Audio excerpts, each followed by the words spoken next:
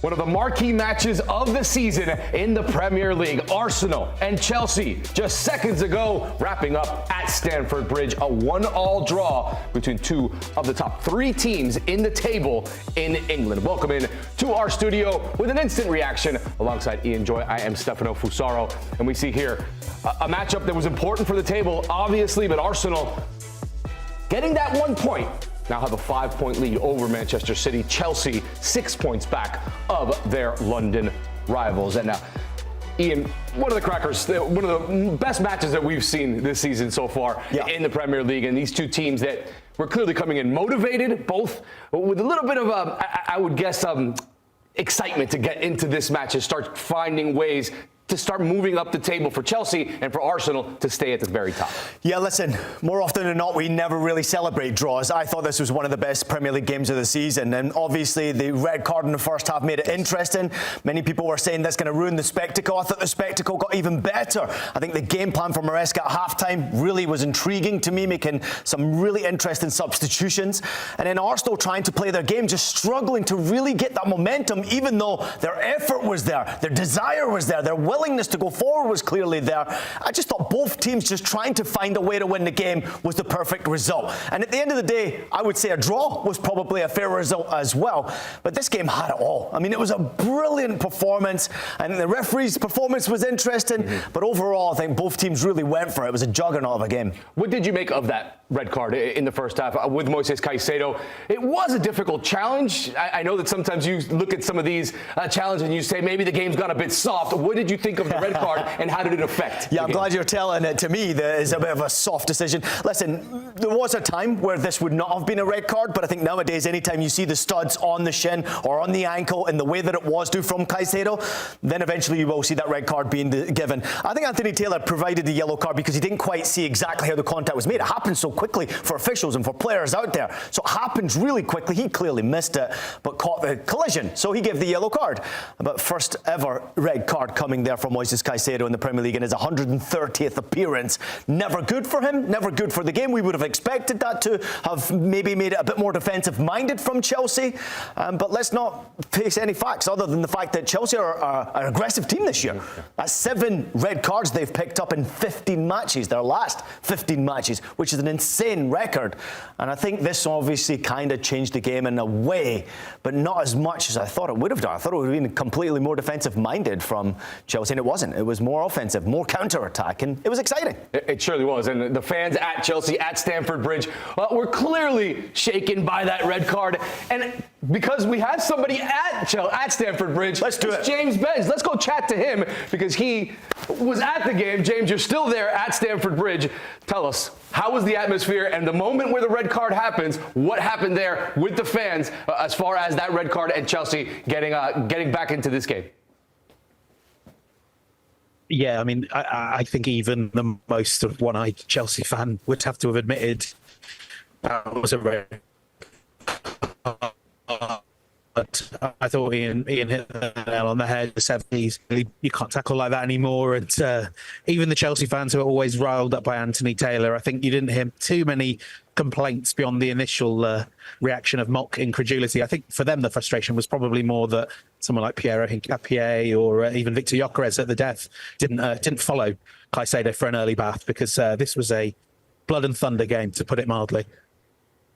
Hey, James, let's get your reaction overall from the game, because to me this was one of the best games that we have seen in the Premier League this season. And I think sometimes when you get an early red card, you never quite know what to expect. But actually, both teams really went for it. Chelsea, you've got to give them a ton of credit. They tried to play the counter-attacking. They created some chances. They had more shots on target than Arsenal did in the second period. Your overall reaction from the game? Overwhelmingly, like, Chelsea end up in credit. Huge performance, especially down to 10 men. You know, kind of going back to your stats, you always wonder if they're quite familiar with this now, and they know exactly what to do. There were so many times where I was really impressed by their courage. One Arsenal corner that Saka was taking, they had 3 players up on the edge of the halfway line ready to counter-attack, and actually Robert Sanchez should have got the ball out to them quicker.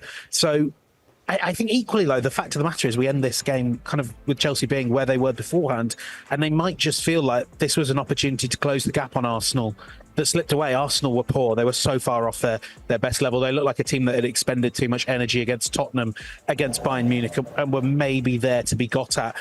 My question, the big question I have coming out of this game is, could Chelsea have played that way for 90 minutes with 11 men? If they did, they'd have won that, and they'd have won it well. As is, I just think they couldn't quite hold on, and they couldn't quite push home for the winner late on. So a draw may be a fair result to punish Caicedo's moment of madness. I'm not sure if it was your dodgy internet here at Stamford Bridge, but did you say that you didn't think that Arsenal were up to the task in that second half? I don't think they had maybe they weren't very clinical in front of goal, but I still thought that they had a pretty decent performance against a Chelsea side that, look, has made their life very difficult in this match. Yeah, sorry about the internet. It turns out the world's media are here and they're all filing match reports at the exact same time. I was quite unimpressed with Arsenal. I think they really sort of struggled for ideas. It didn't help, of course, that 3-4 of their defenders ended up on yellow cards, so they were always continually on the brink themselves, and they had to play a bit cautiously. And I thought that caution started to enter their game. There were moments when Ødegaard came on the pitch where they had a little bit more guile. I think mostly I would say this is more about how well Chelsea defended, how strong they were in the duels. Reece James, man of the match by a country mile, one of the best performances I've ever seen, and I'm a huge Reece James fan, one of his best performances. But yeah, I thought Arsenal just lacked a little bit of oomph, but it's fine. You know, that's fine if you then come away from that game with a point, with a 5-point lead at the top of the Premier League, and you have Victor Gyökeres coming back. You'll have Martin Ødegaard potentially back in the 11 as well. So plenty of options, and maybe William Saliba too. We do have to say they were without Saliba and Gabriel, and no shame in coming to a ground like this without your 2-star centre-backs and getting a point. Yeah, well said, James. And you touched upon a very important player that actually had a real impact game today in Reece James in midfield for Chelsea. I thought he was outstanding. I'm intrigued to see what everybody else thinks about his performance. Player of the match performance as far as I am concerned. He's really slotted in well in that midfield area. And actually we had 2 England internationals going head-to-head with Declan Rice going up against him. Your overall thoughts watching him in person, Reece James from midfield, what impressed you? What could he do better? And what did you see in comparison against Declan Rice today? So tactically shrewd, Reece James. You'd see moments where he'd drop in between the defenders, make a back three and build up. He could man mark Rice in one passage of play. Of course, his sort of technical ability to spread play was excellent. Rice had moments. There was this one phenomenal tackle on Pedro Neto, who thought he'd skinned him in the penalty area, and Rice just sticks one of those telescopic legs out to save the danger. I thought he was someone that also looked like he was tiring a little bit. There was definitely a moment in the second half where Arteta was growing frustrated with the slightly loopy, slightly loose balls across field that Rice was playing. So he tired, but you know, in flashes you saw why he's one of the best midfielders in the world. Yeah, and we talk about Reece James. Reece James has never been, his quality's never been a doubt. It's been his availability and not being around because of injuries. When he's on the pitch and when he's fit, he's been one of the better midfielder or right backs, however you want to call it, in the Premier League. I want to talk real quick on Arsenal, just one more thing, because if you would have told them at the beginning of this week, they would have had 2 wins and a draw with the matches that they had, and you wouldn't have had Saliba and Gabriel in this match against Chelsea, they would have taken it. So I think they have to be happy after these past 3 games this week. 100%. The performance you might not be happy with, but the result you would. We have to say they had played 1 Premier League game without Saliba and Gabriel since Saliba sort of came into the team in the summer of 2022, and that was against Southampton, one of the worst teams ever in the Premier League.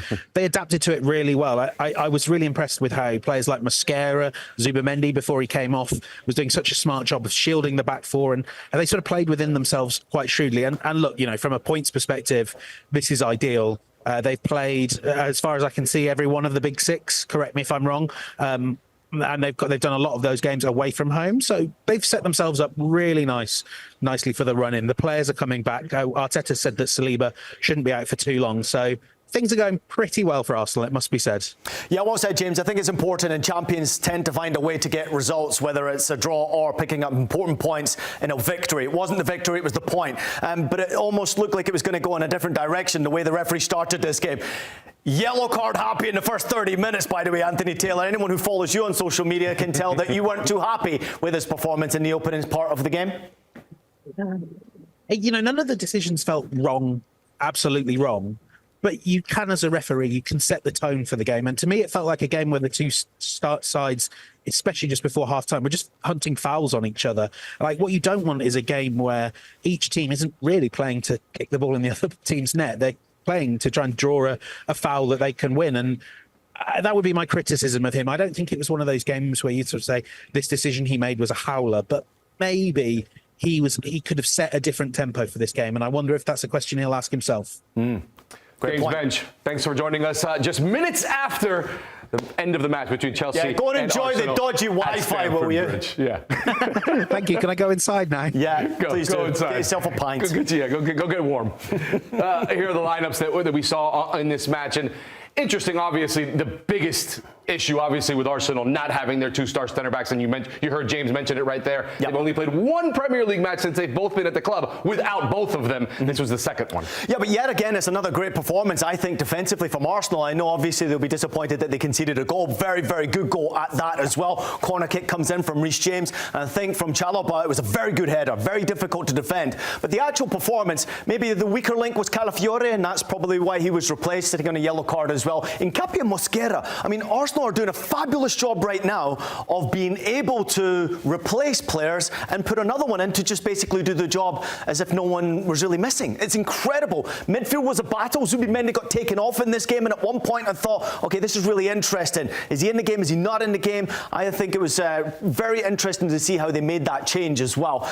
I do love the midfield battle as well. Caicedo will be very disappointed to have picked up that red card, but I think Chelsea will be relatively happy with the overall performance and absolutely delighted they ended up picking up a point. Yeah. But this was a real fabulous Premier League performance. It really was. Anthony Taylor was involved in the game, as James pointed out there. Yellow card happy. Looked like he had a brand new yellow card. But to me in particular, I think this was an outstanding performance from both teams. And I wouldn't be saying anything less than that from Arsenal as well. This is not an easy game. Playing against 10 players is tough. Arsenal will be happy with the point as far as I'm concerned. Yeah, and it really did change the game, not only because of Caicedo having to leave. Esteval then has to come out of the game because of the tactical changes he needs to make with Caicedo off and only 10 men on the pitch. So it definitely did change things. One person I have to talk about is Marino. Every time he gets an opportunity, Ian, every time he gets a chance, he scores, he does well for Arsenal. 10 Premier League goals, 7 of them coming from headers as well. Maybe I've had more, but Sanchez had an outstanding performance for Chelsea in goal as well. But what a great game that was. We have more on our network coming up. A massive match in Serie at Roma and Napoli. That is at 2:45 p.m. Eastern Time on Paramount Plus. Our coverage starts at 2 p.m. Eastern Time. Make sure you tune in to Paramount Plus.